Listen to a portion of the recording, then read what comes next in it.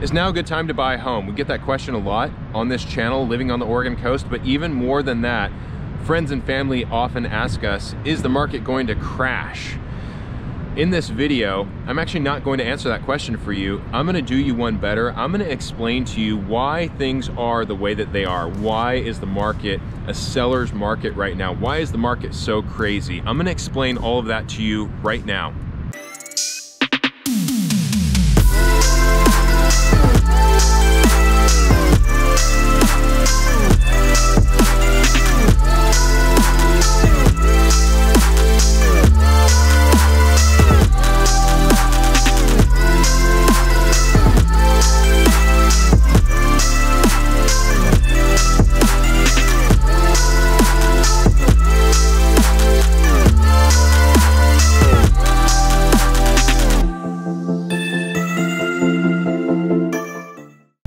Hey, what's up everybody? This is Seth Marchant with the Home Team Brokers coming to you from the beautiful Oregon coast here on the northern Oregon coast today.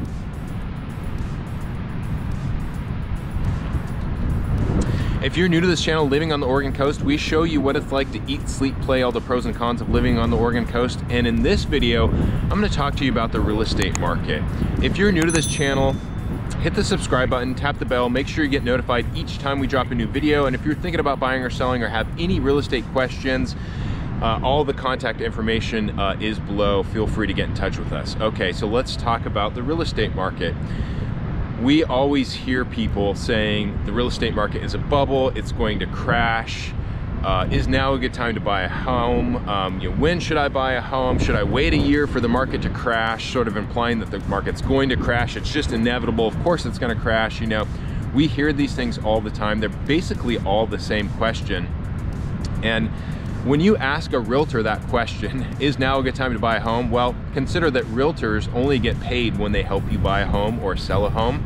So their answer is sort of inherently going to be biased. Is now a good time to buy a home? Yes, of course, now is a great time to buy a home.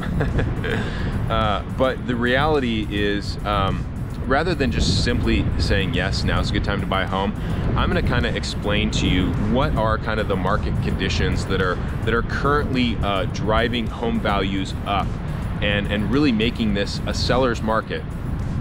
I think most people sort of understand that it's a supply and demand issue, but most people don't really understand, like, what does that actually look like? You know, what does that look like if you're buying or selling a home? What does that look like for realtors? Well, let's talk about the demand side first. So for people that are thinking about buying a home, and there's probably a fair amount of you that are watching this right now that are checking Zillow and Realtor.com all the time. Home buyers typically will search online for months and months, even a year, before they reach out to a realtor. So you probably understand that if you're one of those people. There's a lot more buyers out there right now that are searching for homes than there are homes on the market, and that's making homes a lot more expensive. So what does that look like actually on the buy side of things? Well, homes typically hit the market on a Thursday or a Friday, so that they can be ready to go with showings on the weekend when most people are not working, you know, so they can actually go see a home. And when a home hits the market, I listed a home last week, within 5 minutes we had our first showing. You know, there's people that are getting notifications from like a Zillow, or they're just going to Zillow Thursday, Friday morning, hitting the refresh button, checking every 20 minutes, and as soon as the home they're looking for hits the market, they schedule a showing with their realtor. And homes book up with showings very, very quickly. You don't see the open houses as much. It doesn't make as much sense these days to have an open house and have a bunch of people, you know, come trounce through your house that probably aren't even viable, probably aren't pre-approved, you know, can't even buy a house, when there's dozens of people just lying in wait that are ready to schedule a showing with their realtor, that have a pre-approval in hand, that want to write an offer on your home. So a lot of homes aren't having open houses. They're just scheduling private showings, and those showings book up very quickly. You know, sometimes we go to book a showing and there won't be anything available right away. We'll have to wait a little bit because all of the slots are already taken. But if you do have an open house, what does that look like? Sometimes you'll see lines, you know, out the door, right? You know, so you'll see people, you know, 50 people trying to go view an open house. When it's not an open house, when you schedule an appointment for a showing, usually if your showing time ends like right on the hour or whatever it may be, those next people are just waiting right in line for their appointment time. So there's just lines and lines of people that want to buy homes, especially like the starter homes, the more desirable homes. And the more people you have, the more offers you have. And when you have multiple offers, which a lot of these, like a starter home, like a really desirable home, will typically have multiple offers. And we're not talking about like 2 or 3 offers. We're talking about like half a dozen, even more, 20 offers on a home. The way that you have to compete, or the best way to compete, is going to be with more money. You offer more money for the home. Now, there are other smaller ways to compete that people are using, such as shorter inspection times, big appraisal gaps, asking for no repairs, or no repairs under a certain dollar amount. But cash is king, so that's how people are really winning offers, is by offering more money. Or if you have cash, and that is the thing, just under about a quarter of homes sold last year were done so with cash. That's how people are winning these offers when you have these multiple offer situations, is simply by offering more money. And if you don't know what appraisal gap is, what that simply means is, let's say the home's worth $500,000 and you offer $550,000. The appraisal comes in at $500,000. Well, you have to make up that difference of $50,000 with cash, and that is happening. So multiple offers, offers above asking, offers above what the homes are appraising for, that is making homes more expensive. That's driving up the value of homes. So that's one reason why homes are so expensive right now, is because people are paying above asking. They're doing so because they're getting sellers are getting multiple offers on these homes. And that's really driving the value of homes up. Home values in the United States went up almost 20% last year, year over year. So who are all these people that are paying all this money for these houses? Well, there's a lot of people. There's a long, long list of people that are buying homes right now. We've got millennials. There's a lot of millennials that are now kind of getting into their 30s that are kind of paying down that student loan debt that bogged them down from being able to buy maybe in their mid to their late 20s, where they might have preferred to buy, like their boomer parents did, for example. So there's a lot of millennials that are sort of late to the game because they've been bogged down by student loan debt, that have paid off some of their debt now and they can buy a house. Or their boomer parents who have all the money. We know that all the boomers in this country have all the money. Say, you're never gonna get a house if you don't, if I don't let you borrow some money. So the parents are just letting the kids borrow money. So a ton of millennials right now buying starter homes. Next trend that is becoming more common, people that own a home that can afford a second mortgage without selling their home. So in other words, they don't have to sell before they buy, are keeping their home that they're currently in rather than selling after they buy. Why are they doing that? Well, people have sort of caught on to residential real estate being a good investment. I think people have always sort of known real estate's a good investment. That it's, even if you don't know anything about investing, I think people to some degree sort of understand that. But definitely in the last few years, people have sort of caught on to that's a good place to allocate your money. So there's people that, if they can, when they buy a second home, whether they're upsizers that are looking for more space, maybe they just had a new kid, or they're downsizers, the empty nesters, that don't need as much space and they're buying another house that they're downsizing into. What these people are doing is they're keeping their current home and they're buying a second home, and then they're using their old home just as a rental, as an investment, if you will. Now, caveat on that, most lenders, you're going to have something in your contract that says that you're supposed to notify your lender that if you do something like that. I don't know that everybody's doing that, but you should do that if you're somebody that's doing that or thinking about doing that, if you don't want to get in trouble.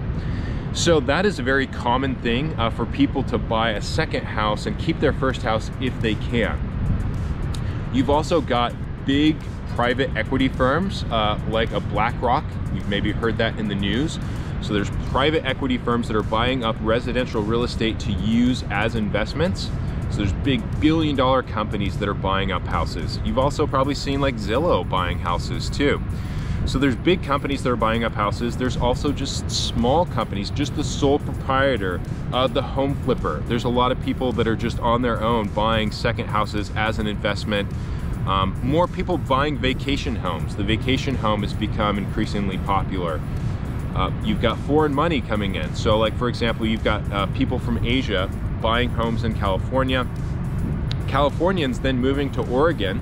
And then if you're, say, coming from like a Bay Area where home values in the Bay Area of California are about 3 times what they are in Oregon, if you already own a home in the Bay Area, you can sell that house and then come to Oregon and then probably pay cash for your house in Oregon and beat out a dozen different offers, you know, pay well above what the home will appraise for, and you don't have to worry about the appraisal because you're paying cash. So there is a long, long list of people that want to buy homes right now. That is what's creating all these offers. That's what's driving up demand. That's what's driving up home values. All right, so let's talk a little bit about on the supply side of things right now. Why is inventory so low? Well, inventory's been low for a while, actually. New construction has been low for about the past decade or so. I think there's probably still a lot of builders out there, if they're still in the game, but a lot of builders out there, they're still licking their wounds from the 07-08 crash. And I'll get into that a little bit towards the end of this video. I'll elaborate on the 07-08 crash if you're not familiar with that. But we did have a crash around that time. A lot of builders either stopped building or just went out of business. I remember where I live, there was a lot of homes that were being built that they just stopped building those homes, and they just sat there for a long time before somebody else came and picked up the pieces and finished those homes. So inventory has been, new inventory for builders has been, new construction has been slow for a while, even before the pandemic, but the pandemic really slowed things down. Slowed things down because of labor shortages, supply chain shortages, right? Supply chain issues, things like lumber. You probably remember when lumber went up like 3x. You know, most homes are made out of wood, so obviously that greatly impacted home prices, and that impacted, you know, people that were maybe thinking about building homes. Maybe they take a second thought now, right? So supply chain issues, labor shortage issues, and then that's creating uncertainty too. So new construction builders are waiting longer to put homes on the market because they're not quite sure when that home's going to be finished. Before the pandemic, they had a really solid idea of when a home would be finished, and then they have a certain date that they want it to hit the market. Now there's a lot more uncertainty, so there's kind of a bottleneck right now with new construction, kind of waiting for all of those issues to get resolved, and we'll probably see that bottleneck open up in, a little bit in the next few years. But those are some of the reasons why inventory has been low, aside from all of the demand. Builders just haven't been able to build fast enough, and there's just not enough builders building new homes right now.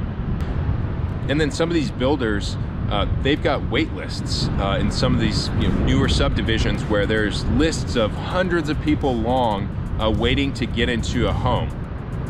So again, there's just no shortage of people that are wanting to buy a home. So you don't really expect things to change anytime in the near future. So what's it going to look like for this market to change, you know, for this battleship to turn, if you will? Well, again, it's supply and demand. You're going to have more homes for sale than you have buyers. And given how many buyers you have out there, and given the current status with new home builders, we just don't see that changing anytime in the near future. So we really probably don't expect this market to flip from a seller's market to a buyer's market anytime in the near future. And we're talking like the next year or two for sure. Not much is going to change. Interest rates are going up. That's going to slow things down a little bit. That's going to slow down some of like the millennials that are maybe right at the top of their budget, that kind of get priced out of the market because they can't afford that mortgage payment, you know, at a point higher with their interest rate. That's going to squeeze out maybe some of like the sole proprietors that are buying investment properties, who have really small margins, you know, who can't afford that squeeze when the rates go up a few points. So interest rates are going to slow things down a little bit, but not enough to where it's going to be able to turn this massive battleship of a seller's market all the way around 180 degrees to a buyer's market. If I had to guess, and you know, I realize thousands of people are going to watch this, and I can definitely might have to put my foot in my mouth and look foolish, but if I had to guess, this is not going to change for at least 5 years. It could be 10 years. we'll see the market slow down for sure. We're not going to see 20% year-over-year growth for another 10 years. It's just not going to mathematically make sense. That's when you really see a lot of investors dip off, of course. If homes just keep going up, up, up, up, it's not going to be a good investment anymore. So we won't see the same type of growth over the next 5 to 10 years, but it's just not going to become a buyer's market anytime in the near future for all of those reasons. So when you've got a friend or a family member or a coworker that says, hey, you should wait for the market to crash and then buy a house, and buy a house for a really good deal, you can ask those people, what do you mean when you say the market's going to crash, right? Like, what does that actually look like? Are we just gonna wake up one day and magically there's gonna be a bunch of houses that just appeared out of thin air that are for sale? Or are we just gonna wake up one day and all of these buyers are just gonna all of a sudden decide they don't wanna buy a house anymore and there's just no demand anymore? That's what it would take. I mean, you would have to have more houses for sale than there are buyers for home values to actually go down, AKA market crashing, if you wanna think about it like that. So that's not going to change anytime in the near future. So back to what I was saying about 07, 08, the crash. There was a movie made about this. It's called The Big Short. I think most people are sort of aware of this, but a lot of people don't really know what happened. The easiest way to understand what happened in 07 and 08 is that a lot of banks gave loans to people that were variable rate loans, meaning their loan rate can vary. And when I say vary, meaning it's going to change. And it's not going to change for the better, spoiler alert, right? It's just going to go up. So somebody's got a mortgage payment, they've got a rate, it's not a fixed rate. At some point, that rate goes up, their mortgage payment goes up. Now, all of a sudden, they can't afford their home anymore. They list their home on the market. This doesn't happen to one person. This happens to a lot of people all across the country. So all of a sudden, you've got all these people who the rates go up, they can't afford their mortgage anymore. So they put their house on the market. The market's flooded with houses. Houses don't sell fast enough. People go into foreclosure. This cycle just perpetuates itself. And all of a sudden the market is just flooded with all of these homes for sale, and there's way more homes for sale than there are actual buyers. That's the type of conditions that you would need to kind of flip this thing on its head and to turn this from a seller's market to a buyer's market. Now, since 07 and 08, there's been a lot of laws that have been put in place to avoid that. So something like that is not likely again. And if you're somebody that's gotten a mortgage from like a big, bank, like a Rocket Mortgage or a Guild Mortgage or something like that, you can probably attest to like how arduous that process is for getting a home loan. Getting a pre-approval letter for like your local credit union that you've used your whole life and that you've had a home loan through in the past is usually pretty quick. But those bigger banks, because of all the laws that have been put in place since 07, 08, getting a loan is a process. It's a long process. So it's not likely that something like that would happen again. Full disclosure, I should probably say at this point, it's not financial advice. Do your own research. And there, of course, is the possibility for black swan events. There's always the unforeseen, the thing that nobody could have predicted or seen happening.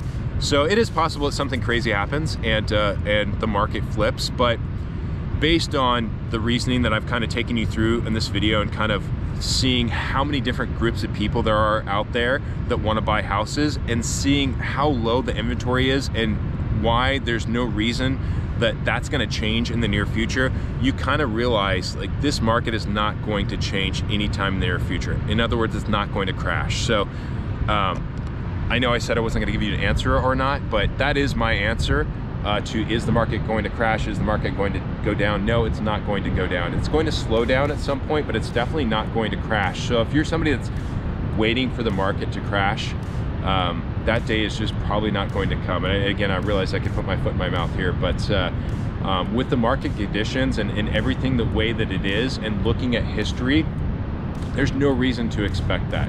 So next time somebody tells you that the market's going to crash and you should probably wait to buy a home when it does, you can ask them, okay, explain, what do you mean when the market's going to crash? What are the conditions that's going to cause the market to crash? And what you're going to find is most of the time, the reasoning for these people that say that is, well, the market's just been going up, up, up, what goes up must come down. And that's just not true in the real estate market. It doesn't have to come down. It will slow down, but it doesn't have to come down. So we shouldn't expect it to come down. You know, there's just no logic behind that type of reasoning. So I hope that helps you understand why the market is the way that it is. And I hope that helps you to kind of think about going forward. If you're thinking about buying a home, what to expect in the next year or two. Things will slow down, rates will slow things down. We will see some builders put more homes on the market here in the next year or two. It's not gonna be enough to have a major impact. It's gonna be a dent, it's gonna be a ding. It's not gonna be something that's gonna flip this market. If you have any other questions about buying or selling a home, all the contact information is below. We always love to talk about real estate. We always love to hear from you. So give us a call, send us a text, shoot us an email. One last thing, actually, I'm gonna include a link in the description. This might be helpful for some people that are more analytical and wanna look at some data.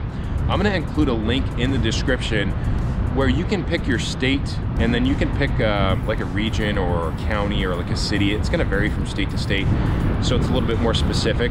And then you can pick a time. You can go back, it goes quarterly, so 4 times out of any year in the past. And then you can pick a value, pick a number, and then you can pick a current date, could be the most recent quarter. And it's basically a calculator that will show you how much, like, let's say if you bought a house in Portland, Oregon, or Astoria, Oregon, or Seaside, Oregon, let's say 10 years ago, let's say Q1 of 2012, and you paid $200,000 for that house, how much would the house be at a certain time? Let's just say now. And it will do that calculation for you. And you can kind of play around with that, and you're gonna see that houses just don't go down in value, regardless of when you look back into the past, with the exception of 07 or 08. So it's highly unlikely, given some unforeseen sort of black swan event, that homes are gonna go down in value. And for you analytical people, click that link in the description below, and you can kind of play around with that calculator and get an idea of what home values did in the past in your home state or in a particular part of your state. All right, again, I hope all of that helps, and get in touch if you have any questions. Have a great day, everyone.